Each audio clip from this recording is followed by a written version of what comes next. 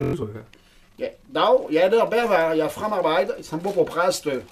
Jeg så for nylig på TV Øst, hvordan man skulpterer sin salade, efter en tips fra en stor prominent restauratør fra området. Jeg mener i min delirium, jeg fandt noget, der var meget bedre. Så jeg vil gerne demonstrere for dem lige nu.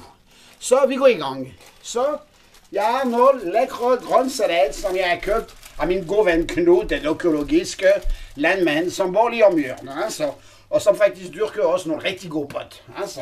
Så vi tager salat fra plastik, som er også økologisk. Plastik er økologisk, kan jeg.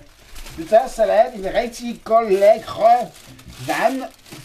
Og man kan se, at salaten er grøn, den er sprød, den er grøn, den er dejlig. Så vi tager salaten, vi vasker den grundigt ind i den skål. Hoppa, 1, 2, 3. Voilà, voilà, voilà, voilà. Og stille og roligt, jeg går direkte i den magic room. Så, og hvad er det? En tørtrumlør. Jeg åbner tørtrumlør. Jeg tager min salat i tørtrumlør. Voilà, jeg lukker låg. Boom. Jeg tænder for det. Jeg starter ikke mere end 15 sekunder, eller du fuck det hele. Stop. Stop. Voilà. Jeg åbner låg igen. Jeg tager salaten. Oh, genial. Genial. Min salat er tør. It's magic. Fantastico. Merci, professeur Choron.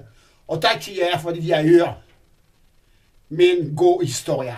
Farvel.